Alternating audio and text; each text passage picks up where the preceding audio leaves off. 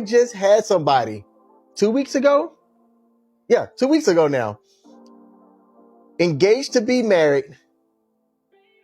They would have been married this upcoming weekend. They had a Valentine's Day weekend that they were going to get married on. They had a conversation about a dog. She had a dog. He wasn't too fond of dogs or whatnot, but he had some certain stipulations and things that he wanted to see her do with the dog before they got married and things like that. She said yes, but she was slowly like not doing the things. And long story short, he called off the engagement, broke it off with her. Not able to get, I think he put $5,000 down on a place, not getting that back, right? All of the people that were going to be flying in to their wedding, folks are going to, hopefully they were able to get refundable tickets if they were flying. And he felt bad about it. No, but I just got my oil changed, and why did no one tell me it was like an interactive experience? Like, I went through a drive-through, and I was like, oh, that's cute. I can just stay in my car. It's called Valvoline. Anyways, first, it's like a whole thing pulling in. They're like, ah! I'm like, okay. So then I finally pull in, and he's like, pop your hood. I'm like, who? I'm literally just a girl. Then he's like, I turn the car on, crank it to 2,000 RPMs. I was literally like, what? Like, I was like, I don't know what you mean. Like, it was like a French movie to me. I just seen a man post happy simp day. If y'all hate everything that women enjoy, y'all don't like women, bro. Y'all don't want to make a woman happy. Y'all don't like women. Just live in your truth. You're getting. No, I think it just has to do with the amount of attention that women expect, the entitlement. Not only do modern women on a regular basis expect for the man to literally worship them, that worship on Valentine's Day is 10x. It'd be one thing if you were giving her praise, well, just attention. Hey, man, this is just so that I love you. You're special. Oh, thanks. I appreciate that. Here's something for you. But you type of women don't give men anything. Nothing. Y'all try to hand them, like, even if you do, you try to hand them something that's like used up. Like your ideas of giving him stuff is old and tired. It's the same idea over and over again. You beg a man for creativity, and then you give him the same old thing over and over because that's all they want. Man, think outside the box. Think outside the box. That's for both of y'all. Stop trying to continue to give him the same old thing. Give him a present. Go out there and think about, hey, what would he want? What can I do to show him that I love him? It's not for you. It's for both of y'all. Idiot. You want to know the biggest red flag in a man? Ain't none of y'all gonna believe me. Obviously, it's a good thing to be able to know how to cook for yourself, so he can cook for himself to be able to live perfect, average, that's fine. But once that starts to hit you with some gourmet meals and starts to cook it to all around you and circles upon whatever the you can make, red flag. And that dumbass locked me in real life handcuffs. Doesn't have the key, so I'm waiting for the police department. I think Liv's still. I'm waiting for the police department to show up, and I'm not. It's so embarrassing.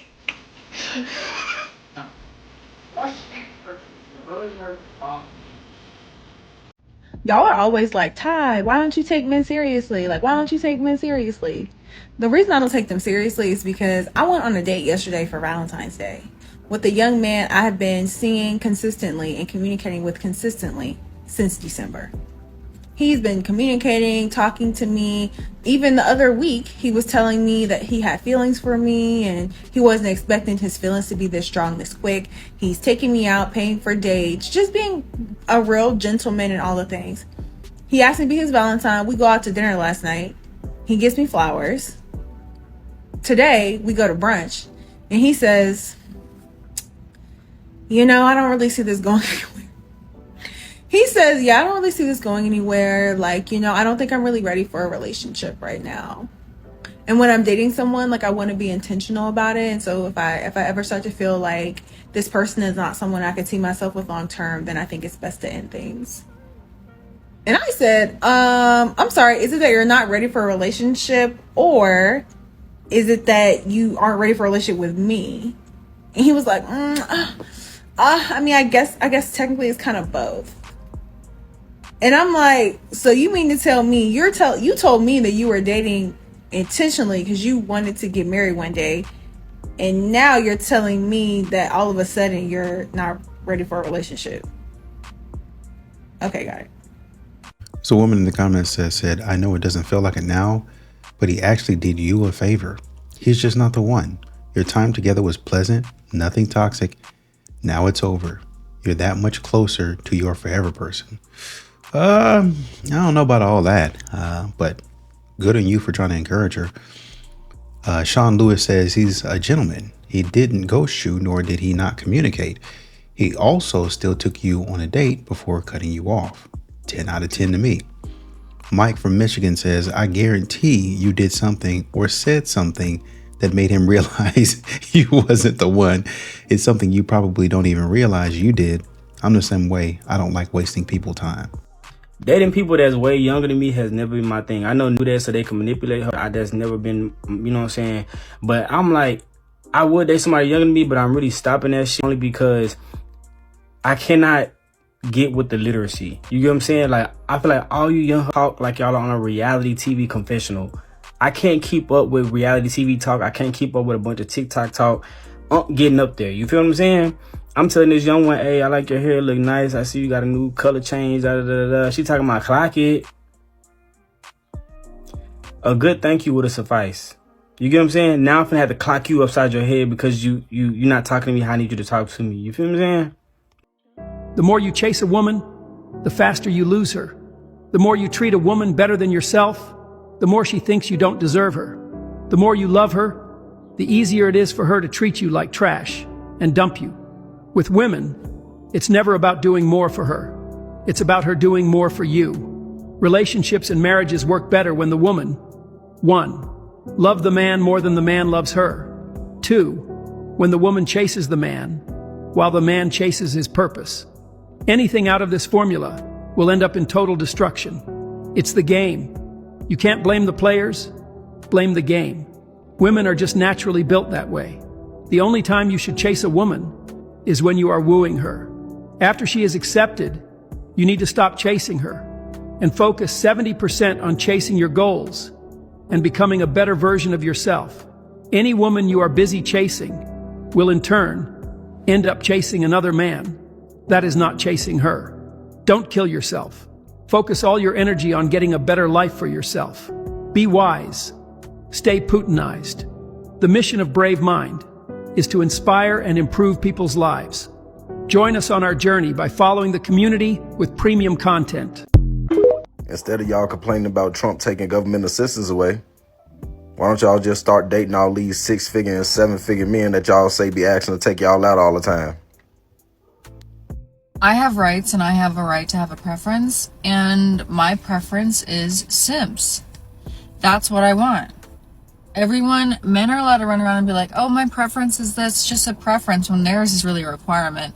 So let me change that. My requirement is that you be a simp. And you don't have to do that.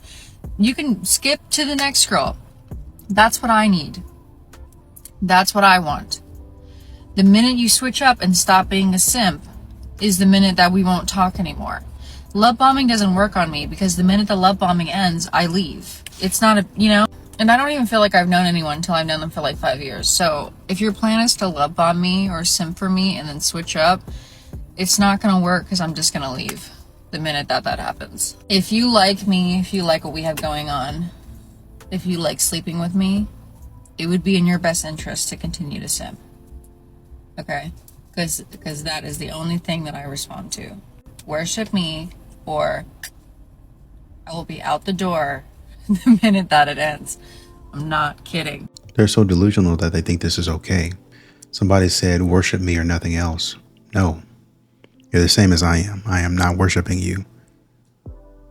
Are you okay? Y'all gonna sit here and tell me that all of a sudden all y'all in relationships? Get the f out of here, bruh. I promise all year round, y'all post like y'all single but as soon as February 14th come, everybody cuff the f up. Liars, you're liars. The amount of females I saw post their significant other for Valentine's Day, and then I go on their significant other page, and they ain't post a thing. I'm like, oh my God, my Shayla! Why are the girlies always going out so sad? Like, y'all, please stand up, please. Oh, and fellas, make sure you go through Shorty's phone tonight just to make sure no other man told her Happy Valentine's Day tonight. Because I'm telling you, someone trying to Happy Valentine's Day way back into her life. I'm saying too much. I talk too much. Let me get my toxic ass out of here. I hope everyone had a great Valentine's Day. And if you feeling frisky tonight, go through that phone.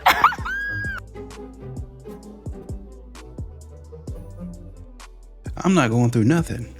If she's going to be acting stupid, that's going to be done. We going to have conversations about it. And if there's no rapport established, we're not popping up and taking somebody to Valentine's Day as a goodwill gesture. We're not. I'm going to order something in. As a matter of fact, I might order something a little expensive. I might order something for tomorrow. I mean, Valentine's Day week is going to be lit for me. You ain't got to worry about me. Oh man, I just want to be with something. No, I don't. It's going to be a movie marathon. I'm going to be chilling, bruh. I might even go see a movie. Doc, I might go buy me something. I might gift myself a present, bruh.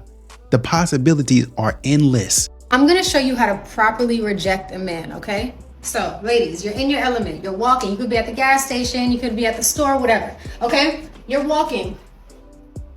You hear somebody, hey, beautiful, black shirt, whatever. They give you a compliment. We're going to say thank you, okay? Let's be nice. Let's be ladies. If somebody gives you a compliment, you say thank you. There's nothing wrong with that. Now, the next step is he tries to talk to you. Can I get your number? Or you look beautiful. Can I walk with you? Can I, you know, whatever that is that they try to say, right? You're not going to say, no, I have a boyfriend. They don't take that seriously. Boyfriend, what is that? If you're married, cool. You know, you got the rock, that's different. I'm talking to my single ladies, my husbandless ladies, okay? Walking, oh, thank you. Can I talk to you? I'm already spoken for. Thank you.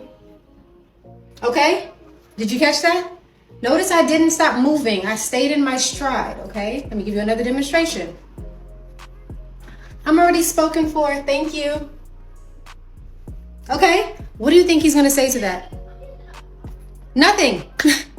What do you say to that? Nothing. They don't say anything. They always kind of like, they get stuck. But by that time, you're already 10 feet ahead. You're still walking, okay? So what do? Recap. Yo, shorty, can I talk to you? Oh, thank you. I'm already spoken for. Okay, that's my TED Talk. A woman in the comments said, I do this with a enjoy your day and have never been disrespected in these streets. Have never been disrespected in these streets. Imagine that. What a concept. You're nice. You don't have an attitude. You're not thinking that you're better than he is. And you have some respect and you get out of their way. You get out of Dodge. You don't just sit there, right? You're not a sitting duck. You're not a target. You keep on moving. Oh no, I appreciate it. And let him get the hint. Imagine that. Girl, he's cheating on you because he likes men. That guy that you're talking to has 300 bodies because he doesn't actually like and respect those women because he likes men. No, that guy you're talking to, the reason that he doesn't feel motivated to do the chores around the house or be a provider is because he doesn't actually like you. He likes men. You know, secretly, a lot of my exes were not good people. I do not know these people, but I don't know what type of friends y'all have. But all I know is that I would never in a car with my homegirl in it. Like, that shit would never, like, no. Am I the a-hole for telling my dad's wife that she either needs to sign a lease and pay rent or kick her daughter out after my dad passes away? My dad is going into hospice next week, but he's been out of it for the last 6 months.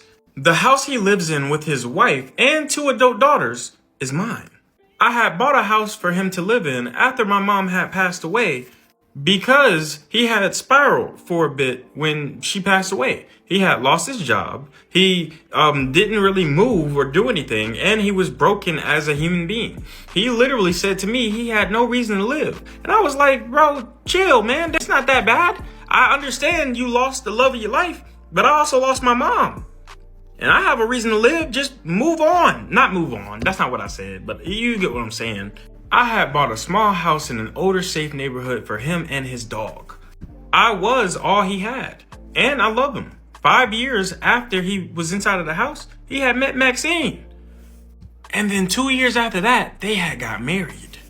My dad then moved his wife inside of the house, and I didn't have a problem with that at first. But then one, and then two of her daughters moved into the house. Now, it wasn't my favorite thing, but it also wasn't my place to say anything about it, so I kind of just left it alone.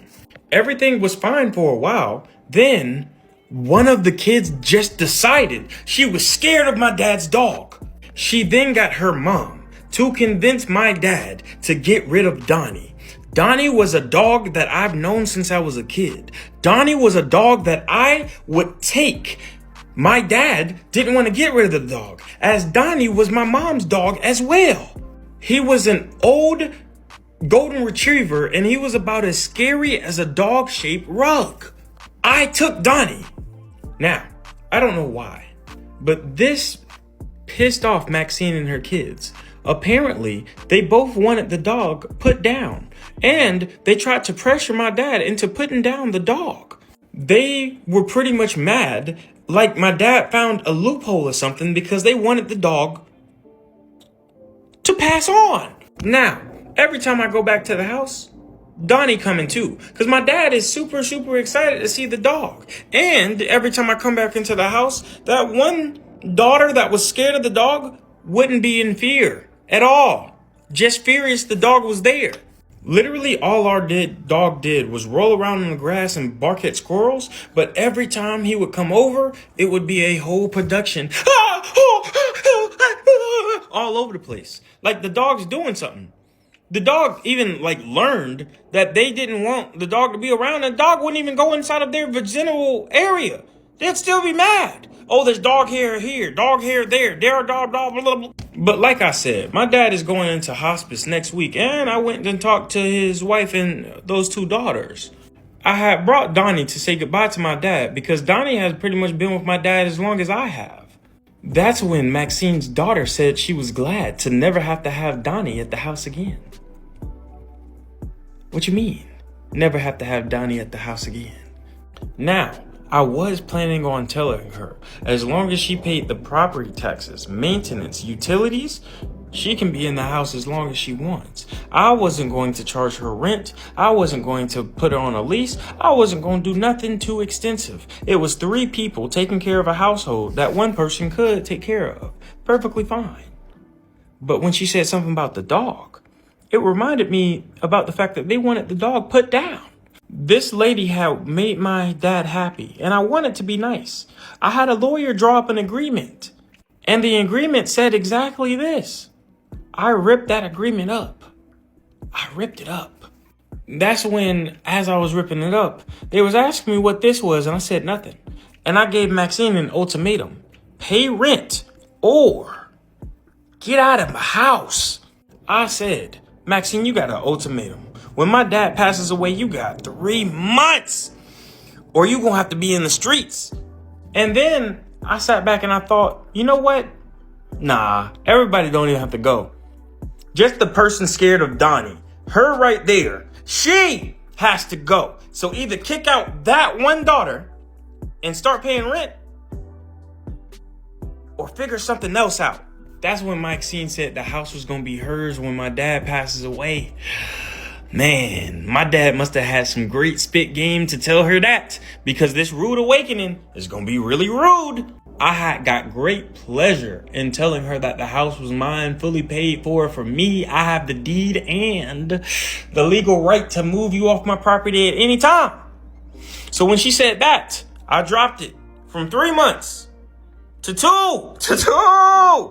I had gave Maxine my lawyer's card and asked her to check for herself. That was yesterday.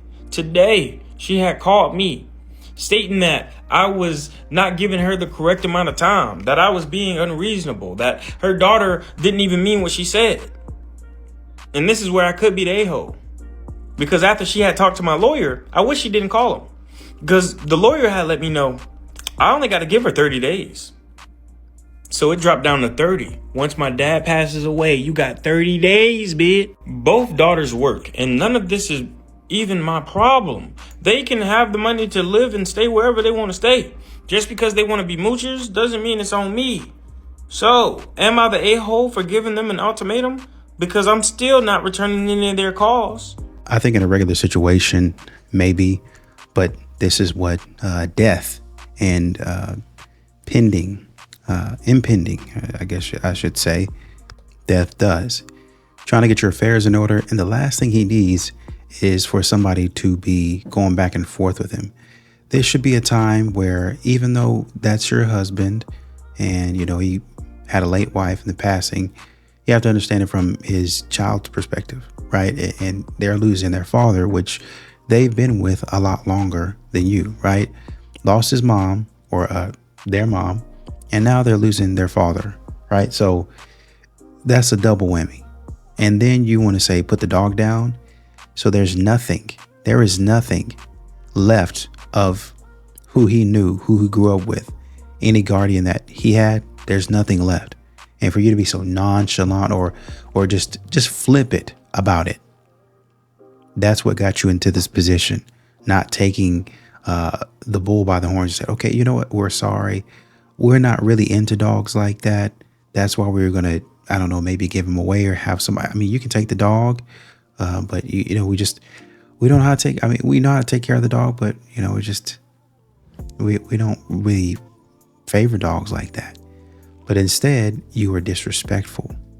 You were entitled, and you thought for some reason, I guess because maybe, like I said, his dad said the house would be yours. You thought that you were just going to say anything and just take it. Too bad for you. You just kept on talking. It was 3 months. Kept talking. Went down to 2. Kept talking. Now he really only has to give you 30 days. And that's true. That's true. Well, that's too bad. I think a woman in the comments said, start the eviction paperwork now. I clutched my golden retriever in shock over this. Somebody else said, I wouldn't even rent them. Going to be nothing but trouble. That's true. That's true.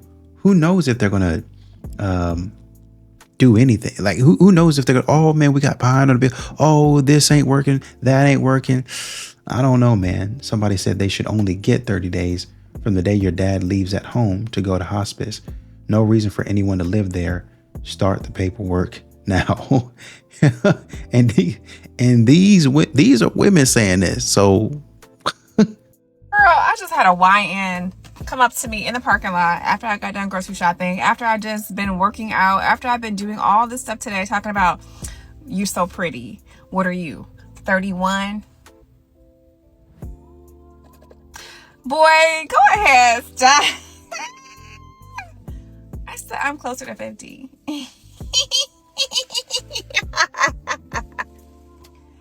He said, well, whoever he is, he's a lucky man. Once I told a guy that I was seeing that I thought he was cute, and he said, and I quote, I've seen the kind of guys you think are cute. That makes me feel worse.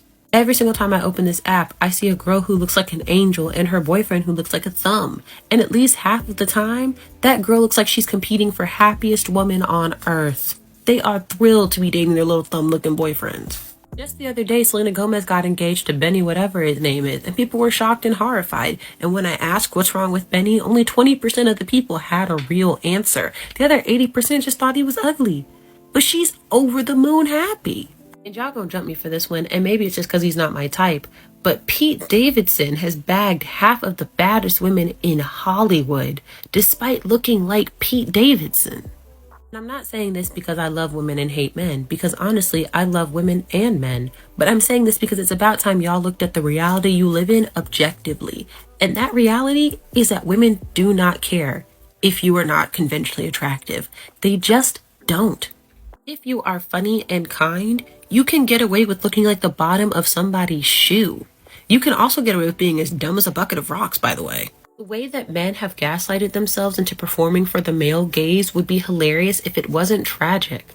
But if you listen to women, which y'all refuse to do because you don't like women, then you would find out that it's actually not about the way you look, it's about the way that you act. Society is telling you what you need to know. Y'all just refuse to listen. I think a lot of women are full of themselves, quite honestly, and they can see the beauty in each other.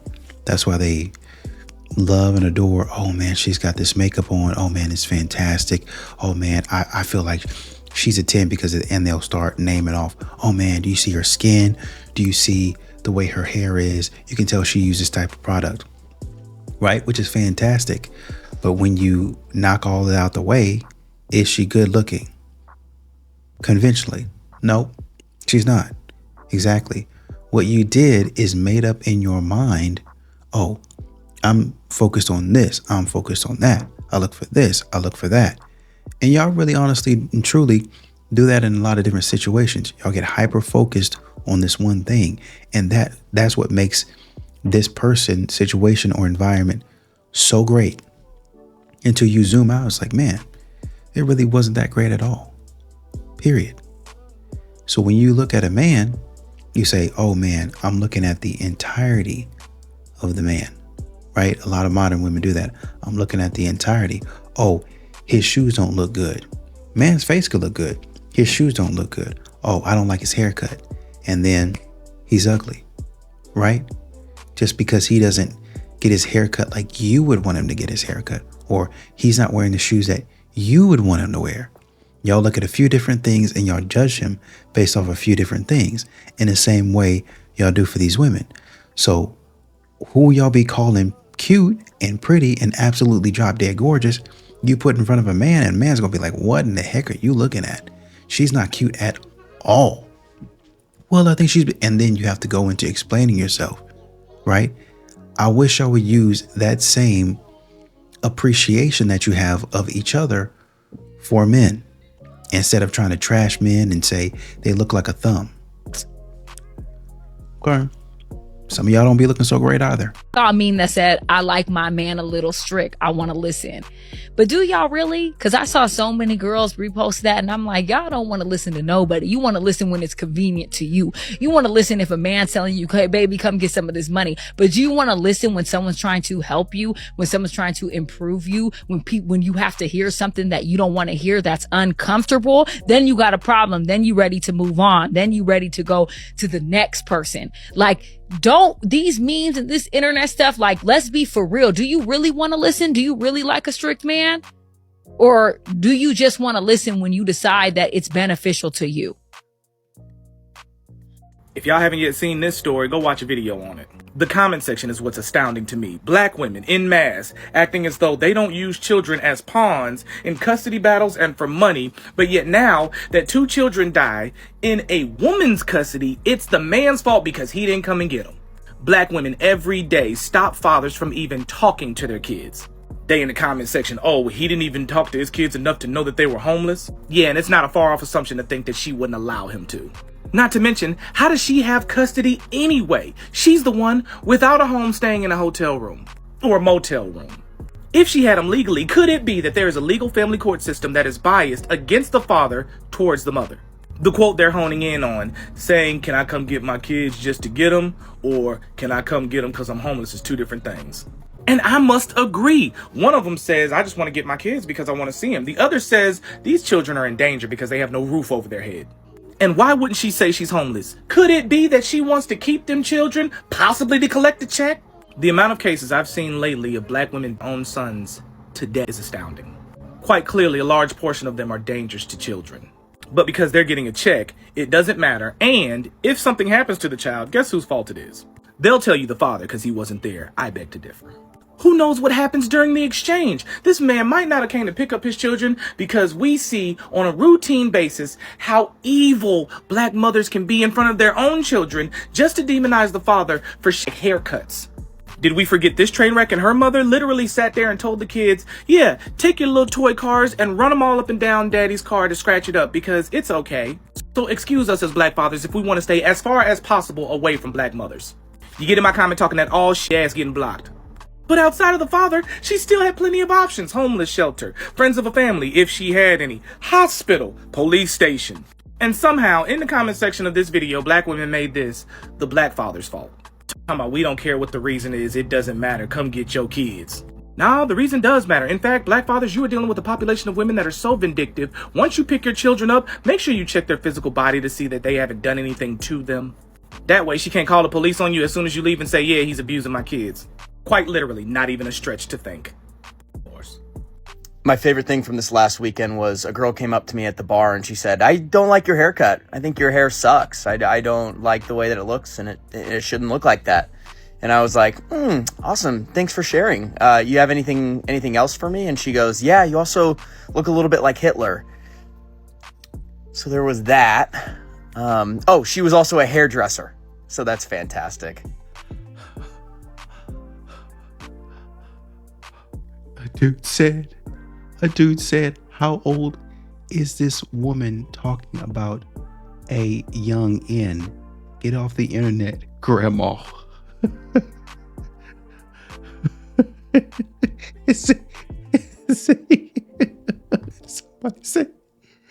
Somebody else said, so basically happy that a boy who is old enough to be your child is talking to you. Gross. Oh my God.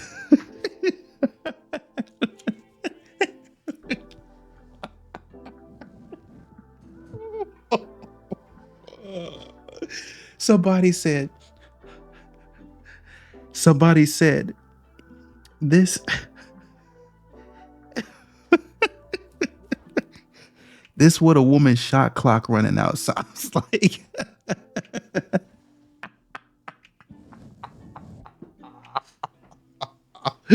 What in the world?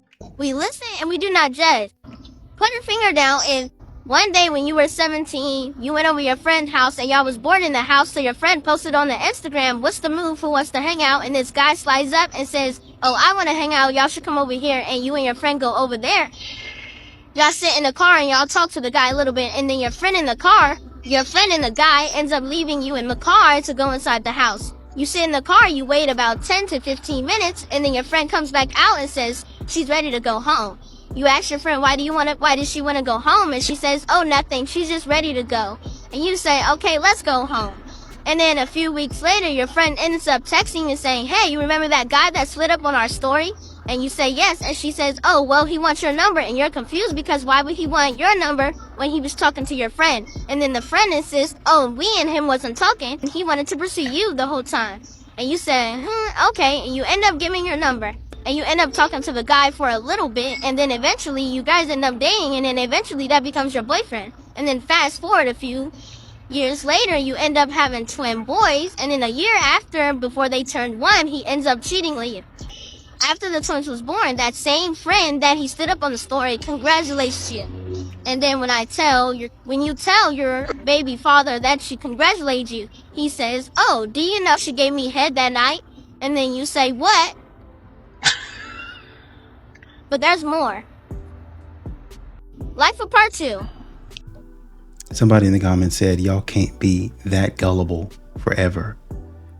A woman said, you thought they went inside for a cup of coffee and a conversation? What men do not realize is that women do not care about money or how you look. Like, if you are funny and you are kind, then you can pull any bitch. And dudes are so insecure about like balding and shit, or like they're like, oh, they only want like rich dudes. That's not true. They don't give a fuck if you're funny. The first man I ever like went on a date with, because I wasn't allowed to date in high school, so the first man in college I went on a date with and I like had a huge crush on, he was literally like 5'5", at the most and balding. At the ripe age of 20 years old, he was balding, but he was so funny. He was so like, I still think about his jokes sometimes, and I'm like, that's just hilarious. And he was kind. He was funny. He was kind. He would wear like cargo pants all the time, but not in like a gimmicky way. And he'd like tuck his shirt into it. And it wasn't like gimmicky though, because he would like carry around like tools and shit that we could like break into buildings. He was so cool, and he was so funny, and he was so kind. And that's all that people care about. Like literally, like you don't have to be insecure about shit, like worry about shit. Or like, I'm sure there's some shallow people, but most people, I feel like they aren't. And like, if you're genuine and kind of funny, then you can pull any of the Did you say break into buildings? So the guy's a criminal, which once again feeds into what modern women like.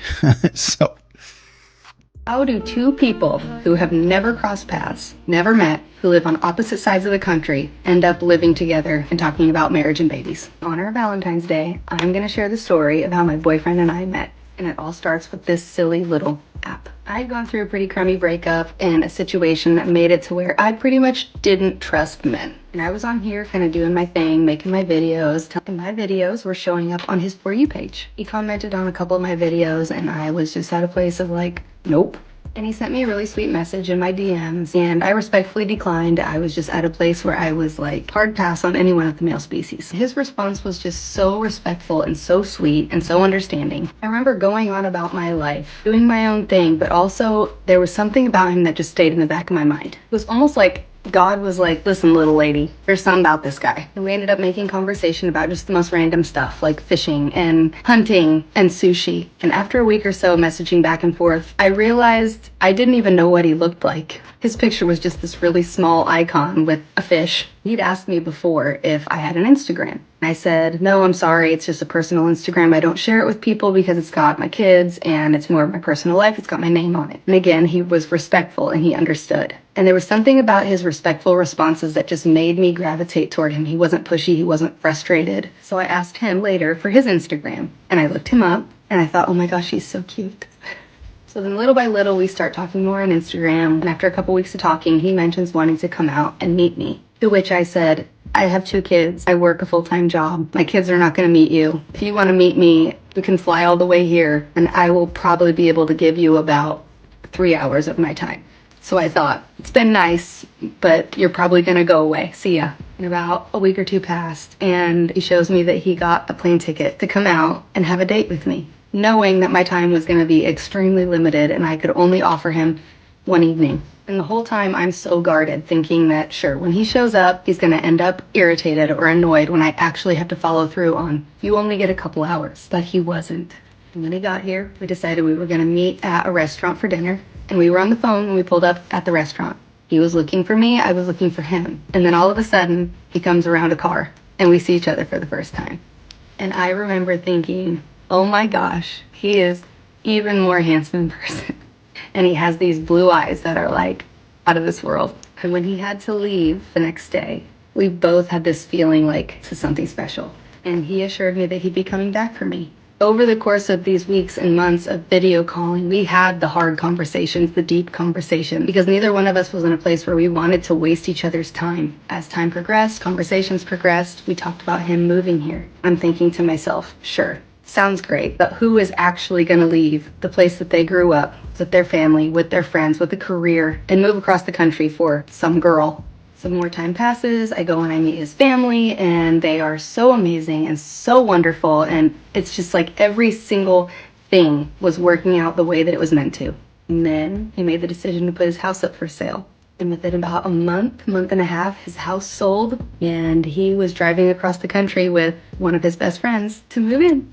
Since that point, we bought a house together, and there were absolutely some growing pains along the way of like 2 different adults from 2 different lives with 2 different pasts, trying to figure out how the other operates and how to communicate and learning each other's sore spots. But every single thing that has happened has just made us that much stronger every single step of the way. Every single thing about him just makes me feel like everything that I went through before him and every part of my life that was good or bad before him led me to the point of meeting him. And it's like God said to me, here is this person that is meant for you in more ways than you will ever understand. And I'm going to make it happen and make it work because this is meant to be.